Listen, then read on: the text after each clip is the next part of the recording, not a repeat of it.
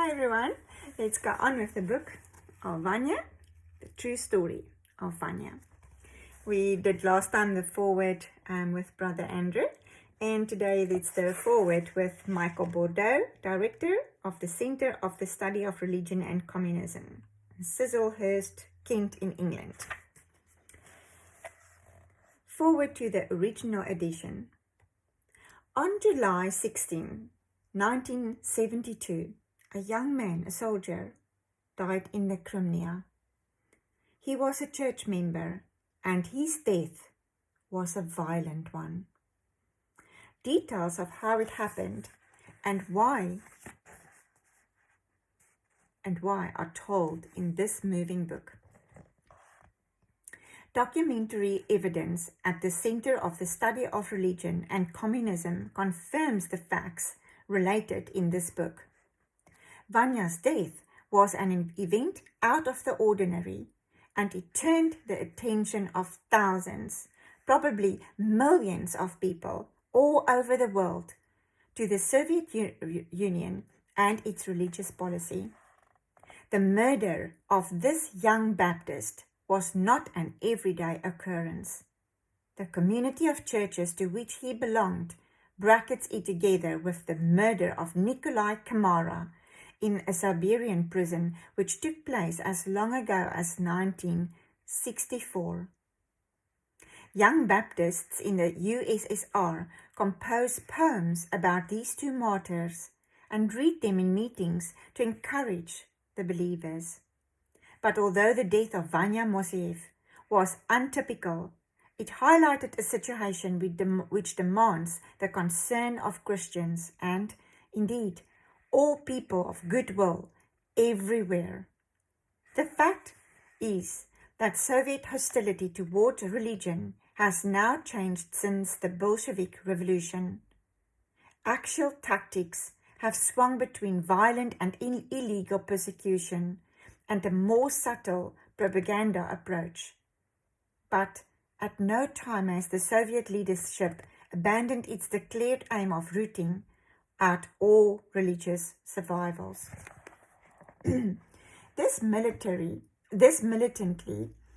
atheistic policy has affected all churches in the Soviet Union.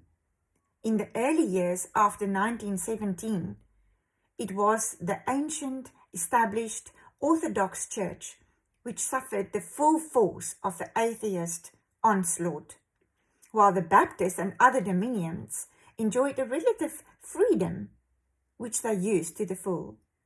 But it was not long as Stalin took the reins of power more and more firmly into his own hands until the churches felt the cold wind. During the terror of the 1930s, thousands of Christians and others suffered and died in Stalin's purges.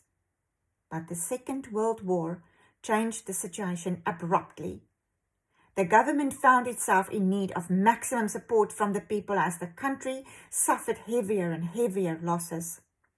Appeal was made to Russian patriotism, and the churches were encouraged to rally their members to the national cause.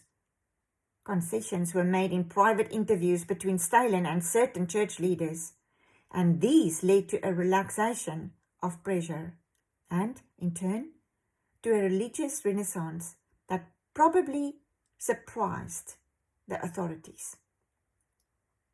But the new policy did not last long. As the immediate crisis passed, so old patterns of repression returned. Then came Khrushchev. Despite his popular image as a liberizer, Khrushchev in fact unleashed a vicious campaign against religion that lasted from 1959 until his fall from power in 1964. It is reckoned that half of the Orthodox churches in the country were closed. The Baptists also suffered from the new repression. One aspect of this was the introduction of some new statutes, which, although presented by the Baptist leadership to the churches, were clearly the result of state pressure. This unhappy situation caused a sharp reaction among Baptist believers throughout the country. An action group was set up to agitate for Congress to set things right. This aim was not achieved, and in 1965 the split in Baptist ranks became final. The reforming group, which split away in 1965, exists to this day in a technically illegal condition. It calls itself the Council of Churches of Evangelical Christians or Baptists, and it was to this movement that VANYA belonged. The leaders of this group call for an uncompromising loyalty to Christ, for continual spiritual renewal, for evangelism. They also call for justice toward Soviet believers. They appeal to the Soviet Constitution and to the original decrees of Lenin. They can thus be seen with the context of the wider Soviet human rights movement, to which they have contributed much. Indeed, they may be said to have blazed the trail for much that was to follow. Human rights activity in the USSR, which has hit the headlines in recent years. It was the Baptists first who, in a highly organized fashion, produced unofficial documents, lists, and even regular journals telling about their life and problems. The Baptists are the only group in the Soviet Union to have produced regular lists of their members in prison, giving unbelievably detailed information, including addresses of hundreds of labor camps. These data have been incalculable value to researchers of modern Soviet society. The Baptists are the only descending group in the Soviet Union to operate a clandestine printing press called the Christian. The Christian has been in operation at least since 1971 and probably earlier. This is the background against which the murder of Vanya must be seen.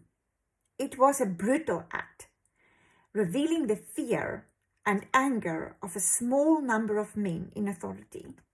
And yet, at the same time, it was the manifestation of a hostility that is constant and which threatens at any time to erupt in such violence. It is to be hoped that anti-religious campaigns like those under Stalin and Khrushchev will not occur. One factor to prevent their occurrence would certainly be the continuing concern and positive action of all those who read this book and who care about the fate of Soviet Christians today. And this was written by Michael Bourdeaux, Director of the Centre of the Study of Religion and Communism in Chislehurst, Kent, in England. Next time, the preface.